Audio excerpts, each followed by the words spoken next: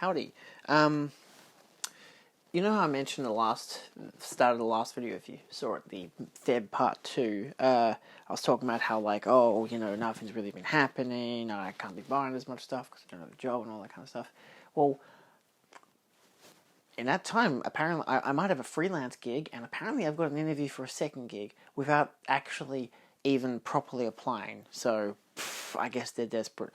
But still, I can't be completely sure that these are going to work out. But turns out freelance is a field I could work in, as in for cinematography and mostly filming sports. But hey, it's something. It's basically what I have been doing all year. So, yeah, that'll be interesting. Also, I don't actually always have to be wearing a hat. I figured to make myself more comfortable, I can just shave my head completely. Not completely, there's stubble, but for me it's a better look. Also, guess who passed the learner's test? I can now drive a car. I'm 23. Yeah, it took my fucking time, but I just kind of need to because as a freelance, you got to drive to a lot of places. I can't have mum drive me everywhere, so, I've been buying stuff, of course. February, March period. March seems to be where everything's happening. Dune, bloody Mantelab. That's been on order. You can bet your ass I ordered that. I don't know if I'll keep it yet. I'm still up in the air, but I figured, look, I might as well score myself one because it's gonna sell out. Fucking Zavi's releasing a bunch of new stuff. They had a bunch of sales on, so the rest of this video might be a bunch more sales that have come in. A lot of stuff is being released now, and a lot of pre-orders are coming up, and a lot of films. I'm like, oh my god, I gotta get my hands on this and that. So obviously, we have some stuff here.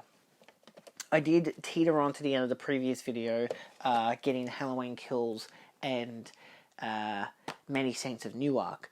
Now, realistically, I could have just added that to this video, but, I've already got a good head start, including West Side Story. This is a fucking banger. I know a lot of people are now talking about it on Twitter, like, oh, now that it's available on Disney Plus, I've actually done the effort and fucking watched it. It's got 2 discs. Standard Blu-ray. This is really good. I kind of wish it had a better cover, I'll be honest. They did have a Zavi Steelbook. Zavi has a Steelbook release, which looks interesting, but I didn't really want to spend $60 odd, and I got this for $32, so, because it was a 20% off sale. The JB has a thing where they'll be like, oh, we've got a sale till Monday or Tuesday, but then these are going to come out on Wednesday, so they're not going to be in the sale. So you can pre-order it, and maybe if they're in a sale, you can get it with the sale price. But then as of 12 a.m. or 12:01 a.m. on Monday, these are now technically officially released for some reason. So I ordered it and got it for $32. It's not a bad, it's got the Romeo and Juliet look to it. So it definitely does tell you basically what the film is, but at the same time, it's not an amazing post. There were some great posters that they released, which that could have been such a great poster, but instead they just went with that. It's so bland, and I hate it. But it's also I get it. It's basic and simple, but ugh. And on the contrast of basic and simple, I got the Dune Steelbook. Now, I've actually ordered the second version of this. It's kind of annoying. I ordered this from JB, and then I actually cancelled my order because I ordered it on a Friday night, and then it came out in stores on Monday, and I was going to the city on Monday, and I didn't know I was going to the city on Monday by Friday, so I was like, alright, well, I guess I'll email them to cancel my order, otherwise I would have spent $15 extra, got it for $32 instead. It's not a matte finish, but it's a nice soft finish. I really like the finish that they used. It's got some semi-gloss on the title. This is the Best Buy available one as well, which is pretty rad. I love the cover. I think it is probably the best Dune Steelbook. Obviously, Mantelab's does look rad, and I'm keen for that to come in. But at the same time, the floating head image isn't exactly fantastic. And yeah, then you've got the inside there, which is pretty nice. Even when you shine it, it has 2 different artworks on each disc, as you can kind of vaguely see there. So yes. I hate that it doesn't have the IMAX. Really annoying, because I did see this in IMAX. One of the few films I've seen in IMAX. and that was after I'd seen it in extreme screen, and I think it's kind of boring, but I do like it, you know. It's like, I don't know, I watched it in the period last year where I was really tired, and that was December. I was really tired for all of December. I've made comment on before how many 2.5 hour long films I watched in December, and they were all like new releases, including Spider-Man twice, this twice, West Side Story twice, The Matrix only once, but that was just because that's how it was going, and Omicron was about to fucking smack us in the ass. Well, I mean, it kind of already had, but not as big. And what was the other one? Licorice Pizza, but still, that was a masterpiece. So I've ordered, which is now shipped as of today, from Sofa Cinema. They had the same Dune Steelbook release. It hadn't been come out at JB Hi-Fi yet. And that comes with a slipcover which has the exact same art, but like the Taiwan title. So it's just like those characters, much like Chinese and Japanese and whatever. And then it also has like character cards. And I'm debating if I want to resell that, given I have this, or if I should put this one down on the shelf in my Villeneuve collection. Still have no idea how to pronounce his surname. Or if I put the other one up there and just have that as in maybe mint and shrink wrap display model. I don't know yet. It cost me like $80, so I'm like, really, eh. And it was in an order with 2 other steelbooks, and if I cancel one, I cancel the whole thing. So I'm like, I might as well just keep it and see how it goes. I didn't have to order the one from JB, but I wanted to because I just wanted to have it, you know. Anyway, there's a label in Australia comparative to like Criterion and whatever. Not as comparative, but somewhat. Imprint. This was one of the first imprints actually released, the Duelists. And this is just like their basic standard release, which is fine. It's basically the inside is, oh, now it's an ad. I previously have gotten the standard release for War of the Worlds. They released a bunch of films. I don't like how they've got the numbers on... Oh, they don't. Oh, how about that? That's really weird. So the standard release, I only just noticed that, doesn't have the number on the side. I like that. I like that a lot. This is basically like, I'll show you, because of course, I also got Return of the Pink Panther. Return of the Pink Panther comes with a slipcover, limited to like 15 to 200 units. 1,500 to 2,000 units. Wow. Anyway, and so the next release will basically probably remove that back image and make the image more like this on the back, but you won't be getting this image. You get different artwork. So I'll show this off in a second. But yeah, I just wanted to get it, you know, Ridley Scott film. I've heard it's quite interesting, especially as a fencing film, sword fighting especially, so I figured this would be really interesting. But this has good artwork on it. I love the artwork for the front cover. The artwork on the back's not tremendous, but, you know, it's never really meant to be. It's just giving you the details, you know, HD 1080p presentation, audio commentary, the return of laughter, a vintage featurette, isolated music and effects soundtrack with score by Henry Mancini, TV spots and theatrical trailers. So even that's not really overly compelling. Obviously on the sleeve, it does say it's number 106. Yes, and it is titled The Return of the Pink Panther. I will be putting it under Pink Panther because outside of having the DVD box set there, I'm getting the standard edition of the original Pink Panther film on Blu-ray. So, yeah. And this is the one reason why you get the sleeves, because then you can also get the alternative artwork, which is really nice. This is basically what, you know, the standard release will look like, but this has the number. So of course, if you're really picky about the numbers, you get this. I'm not picky about the numbers, much like with Criterion. I don't give a fuck. I'm not going to collect every Criterion. That's also impossible, by the way, because of the amount that aren't in print anymore. And then it comes with, like, outside of disc art being the same as the sleeve art, it does come with alternate artwork on the inside, but in this case it's just 2 people hanging out. That's usually what they do. I don't mind that for these. This is like the exclusive element to getting a original print version of something like this. So, yeah.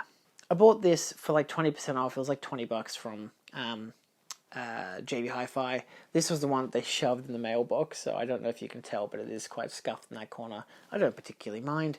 It's a really iconic cover, which is the main reason why I do like the sleeves. So this, again, just comes with, 1080p presentation of the film, audio commentary, by a film historian, an interview, a featurette, and a trailer. So, yeah, and then it comes with alternate artwork on the inside, which is nice.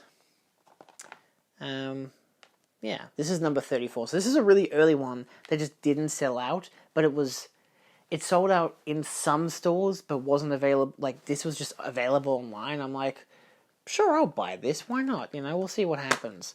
So this one, I kind of prefer the artwork to the overall set. I mean, I love the Pink Panther one, but this one has great inside artwork. He's just pointing a gun at the bloody blimp. It's great. I'm very keen to watch this one. But this one also, I think much like the Pink Panther, come with clear cases, whereas standard releases come in blue cases. So that's something else. That's something else indeed. Next up, the Babadook. The Babadook. I don't know why I said it so weirdly. This was one that was really tricky for me because, of course, Second Sight has their 4K UHD release. Obviously, the limited edition is out of print. It's gone. Down from stores. Just because they had the Witch come out in 4K, the pre-orders, and I'm like, I'm buying that, even though I probably don't need the transfer, but I want it, And it comes with this big 150-page book, a digipack, everything. It looks amazing. The Babadook had a similar set come out in November last year, and I didn't bother buying it. I couldn't be bothered getting the 4K of the film. I have the Blu-ray, I don't need the 4K. And so then they had it, hey, here's the standalone release. You can buy it, and it was like $45, I think, maybe $43. And I'm like, I don't know, do I really want to pay $43 for just that one film on 4K? It has nice artwork. Yeah, and I love Second Sight, but I looked at this, and I realized this, though just being the 4K UHD, is the exact same 4K UHD that the Second Sight has released. It's literally the exact same transfer, the exact same special features. Like, there is a lot of special features. The JB website does not specify all the special features, but the Umbrella website does.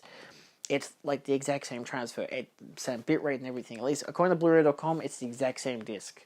So I figured this was like $25 and it was on sale. So I'm like, oh. And to be fair, I do like the cover. I do wish there was a reversible, which didn't come with the rated M, and maybe didn't come with the Umbrella logo. But it looks really pink on the image. It's actually a nice red. It's got a texture to it, so it looks like the book. So, of course, it's the Babadook book, which I think works. Like, in terms of artwork, you've got a good spine to it. It's just nice. Like, I know that the front cover on the Second Sight one, which I was really debating getting, but it also comes to the Blu-ray, it has the really great artwork of the mother holding her child, but the mother's hand is like the Babadook's hand. It's like creepy imagery. It still has them holding each other here. And it's a really good Australian film. And I figured, fuck it, let's just get the 4K. And so, in getting that, I also got enough stuff to basically, my quota filled out to $50. So it was like $5 extra. It basically was meant to be $45, but I figured, for the price of this one of the Babadook from Second Sight, I could buy the Babadook from Australia, plus Catch Me If You Can, standard Blu-ray, because I have the DVD, but, well, my dad has the DVD. I don't have the DVD. And to make it $45, I got Lincoln, because they had a bunch of Steven Spielberg films that were really cheap. And I also just thought, let's get another film that fills out the quota to just $50. It ended up being like $49.40, so I got 10 Things I Hate About You to make it $49.40. So, yeah, I don't know, it's a cute film.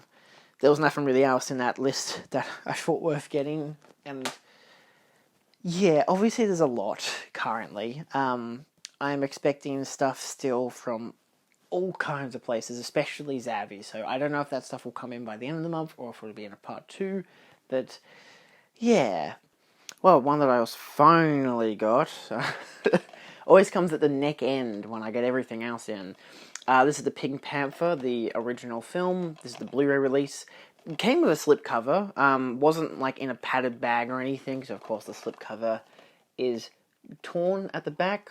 I don't really mind. It did have a sticker like right here saying "New to Blu-ray," so I was able to tear that off without it being a problem. Same artwork on both, so I don't really need this. And a decent enough, very rocky Blu-ray in here, which I believe is... It doesn't actually tell me what the Blu-ray size is, which is annoying. BD50. But it also comes with a butt ton of special features, which you can see on there. So, I wanted to get it because it was a better transfer than the DVD set that I got recently. That being the Pink Panther set up here, which you can't see. That's like a 2004 set. So it's like, yeah, I can imagine the Blu-ray would look better. And I figured because I'm getting...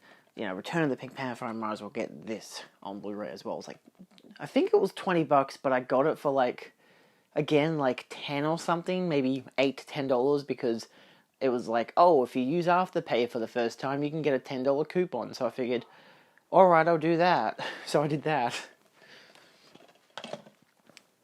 So, despite all the odds, the most expensive one ended up being Return of the Pink Panther, which, as of today, I got a $6 refund on, because when it came out, it was 20% off. And that's what JB Hi-Fi does. Their pre-order guarantee is, like, if it comes out basically in the week of a sale, like, even though the sale would have ended after it was officially to come out, like, Wednesday, March the 5th, it's meant to come out, but on the 1st... Actually, I don't think it was I think it was the 3rd of March when it was meant to come out. But it came out in stores on the Monday while the sale was on. Which I was like, oh, that's kind of shitty. I could have bought it without, the shipping and all that. And I could have gone and picked it up in person. Which definitely could have. It's what I did for Dune and all that, as I've mentioned. But it turned out alright. I got $6 in return. It's like with my Twin Peaks The Return set. I didn't use gift cards on that. I pre-ordered it online, and I got like $50 back because it came out during the week of a sale, and it didn't happen for my friend because he bought it with a gift card, so he didn't get the money back. I don't think I've ever mentioned that to him.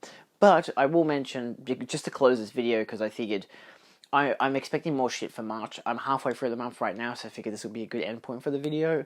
I went to Supanova on this past weekend. It's a convention in Australia, in this case Victoria, Melbourne, whatever.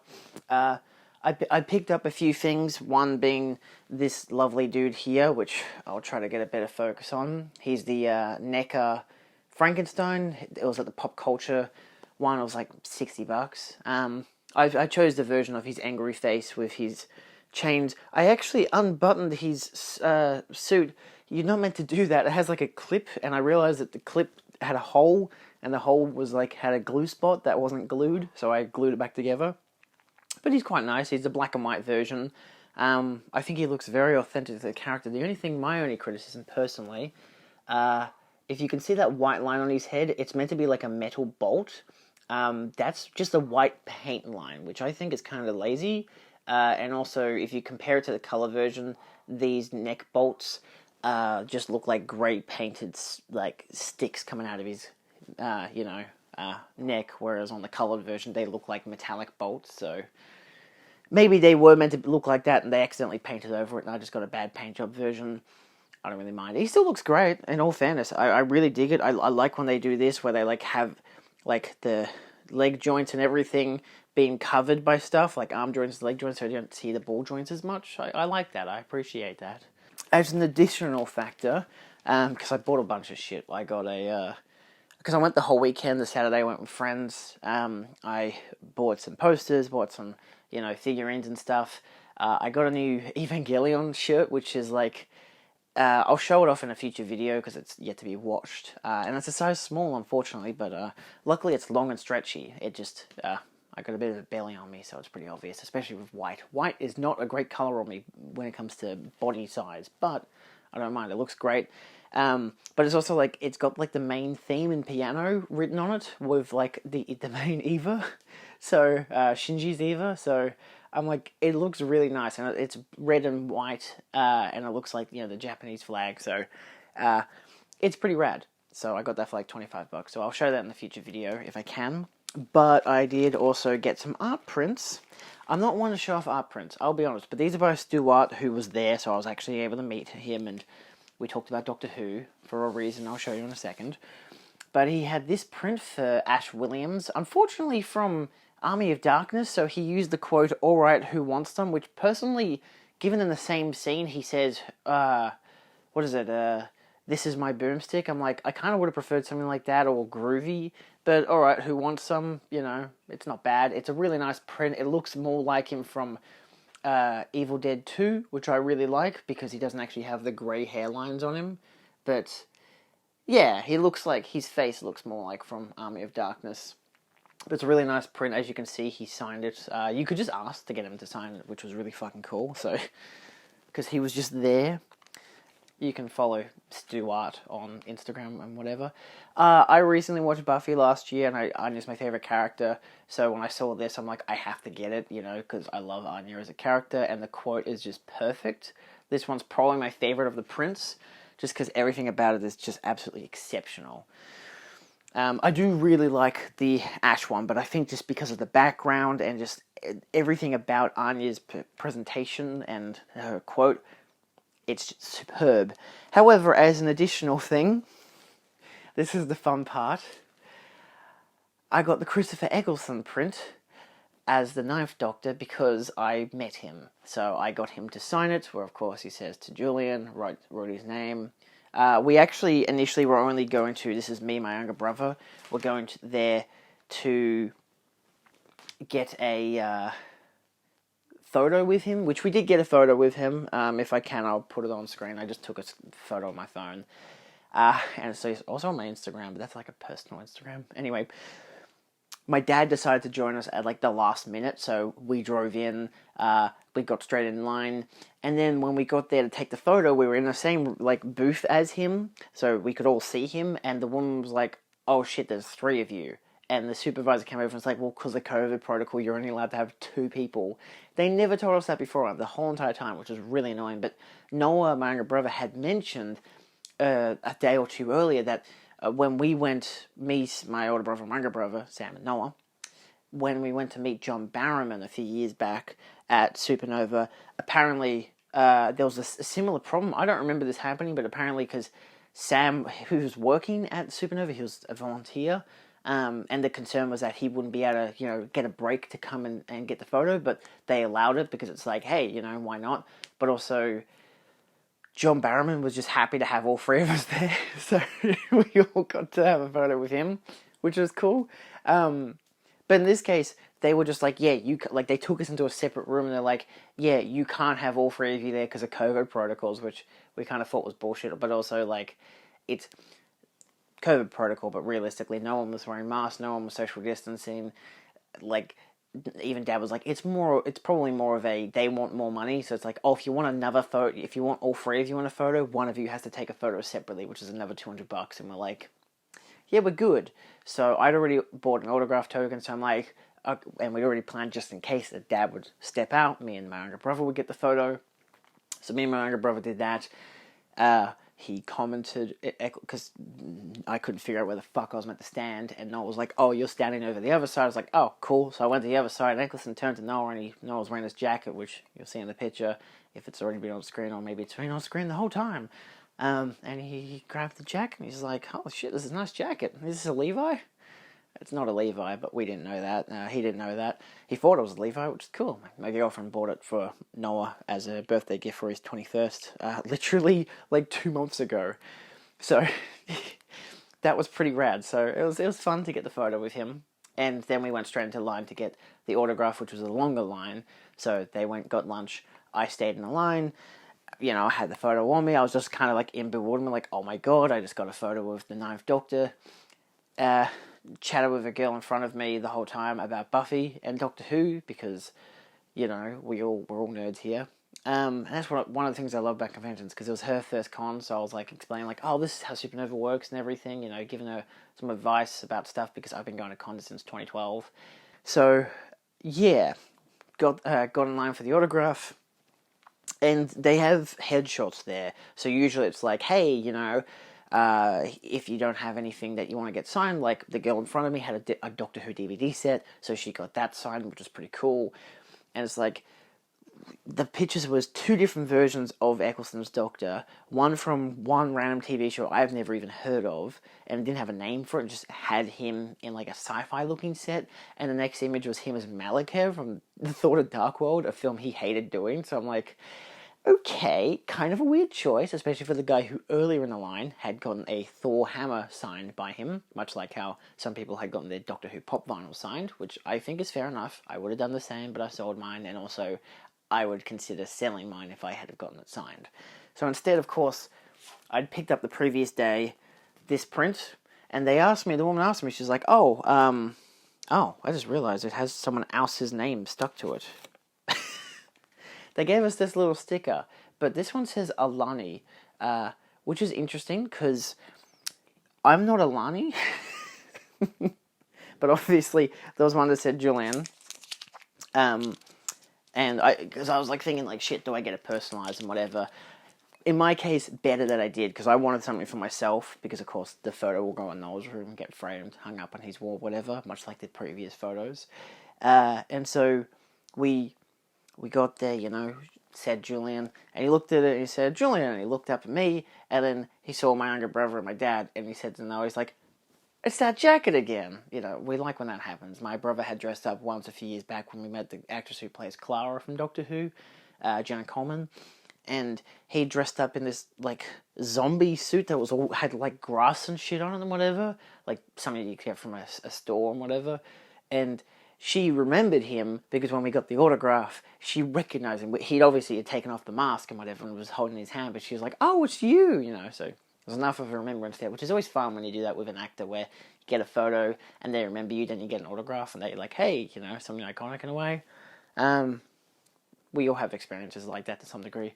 Dad and I had it a few years back when we met Benedict Cumberbatch. It wasn't exactly like that, but more of a, because we were like the only guys in a line full of girls, he shook our hand, said hello, pointed out, like, did all the shit that like the MC was saying, don't touch him, don't, kiss him, don't propose, and we were like, cool, what do? We'll put our bags down. He's like, fuck yeah, some guys, how's it going? It's like, there's so many girls here, so it was cool.